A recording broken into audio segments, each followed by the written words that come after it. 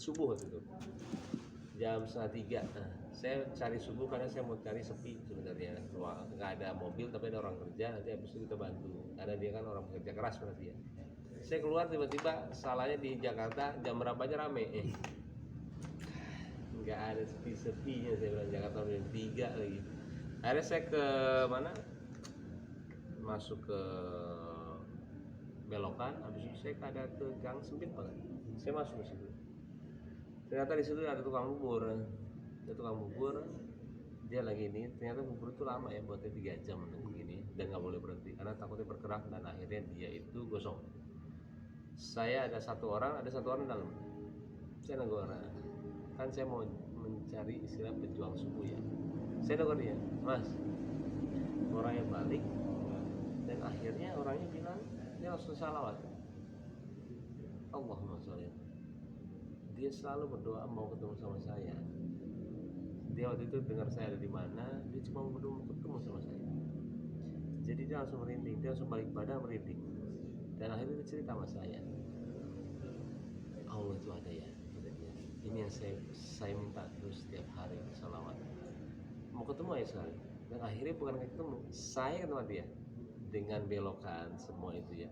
Nah itu coba, misalnya saya nanya sama kalian, yang menggerakkan saya siapa? Semua bisikan itu ada. Itu yang saya nggak bisa bilang sama kalian, kadang-kadang mau dijelasin ya. Kenapa Pak Mulyani, Mas Mulyani? Kenapa?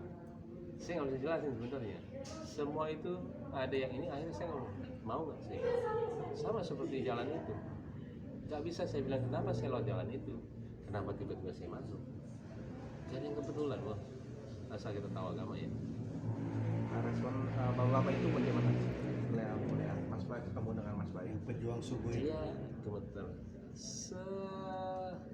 dia nggak berani lihat saya, karena dia bilang dia bukan karena nggak berani lihat saya, dia nggak percaya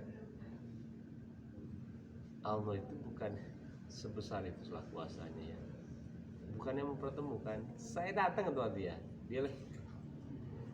nggak percaya. Dia selalu bilang, dia selalu salawat habis itu, dia gemeter terus. Dan ada di vlog saya, belum tayangin, dia gemeter, tangannya gemeter banget karena dia ya orang agama, dan dia baru bilang Allah itu nyata karena dia cuma doa itu. Dan suatu hal yang nggak mungkin saya bisa ke tempat dia. Saya beda detik, beda menit aja saya nggak ke tempat dia. Mungkin saya bisa di mana, karena saya waktu itu telat. Ada apa, saya kan dijemput telat 15 menit lah. Nah, ada yang kebetulan. Nah itu loh yang saya nggak bisa jelasin sebenarnya. Yang terkadang bukannya berbau konten, bukannya berbau apa, bukannya kita paling sampai ke, maaf ya, menjual kemiskinan segala. Saya sampai kaget sih kalau ada pesan seperti ya. Cuman saya tidak sih pernah memfrontal untuk bisa menjelaskan.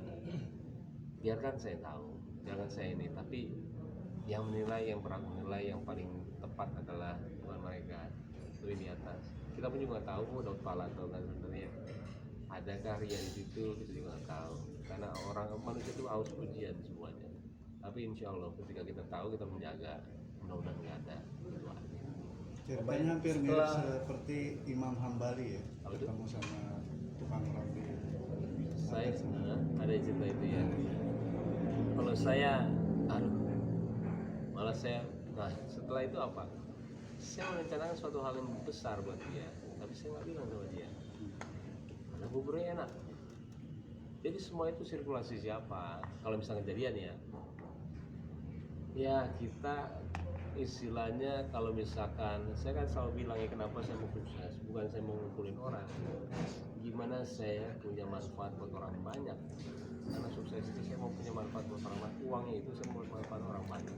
Kalau mau mendem besok mati juga nggak nih.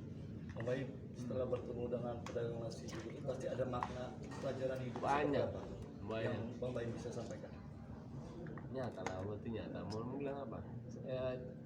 Adenya Paula kawin sama Neil aja itu satu bentuk yang saya nggak bisa, yang nggak akan bisa diatur sama manusia lah. Itu satu kejadian yang saya bilang Allah itu mengatur semuanya. Dia punya 2 anak sekarang, kan itu ketemuannya di Turki. Kalau tidak ada kerjaan, saya waktu itu ada kopi luwak saya iklan, syutingnya Turki. Habis itu saya ke mall karena nggak tahu mau kemana, makan nggak dapet. Akhirnya tiba-tiba pas mau pulang malah Paula ngajak ke kayak gorden di sana lah. Sampai ke bawah, Paula masuk, saya di luar. Orangnya manggil Bapak ya, saya pengen dari dulu. Saya mau makan nih, saya bilang saya nggak tahu di mana yang paling enak. Dia bilang di sini, Nusret itu. Ini tuh teleponnya pakai bahasa Turki, saya nggak ngerti cara riset ya. Buat 4 orang ya, salah satu adik saya. Waktu itu dua-duanya itu punya pacar. Sinel punya pacar, Chelsea adik Paul punya pacar. Sekarang dia sudah punya anak kedua, dia sudah nikah. Sekarang ini, kalau misalnya bicara waktu ya, kalau tidak ada iklan itu tidak mungkin mereka ketemu. Kalau saya tidak ke mall itu, dia mungkin ketemu. Kalau misalnya Paula nggak ngajakin ke bawah, dia akan ketemu.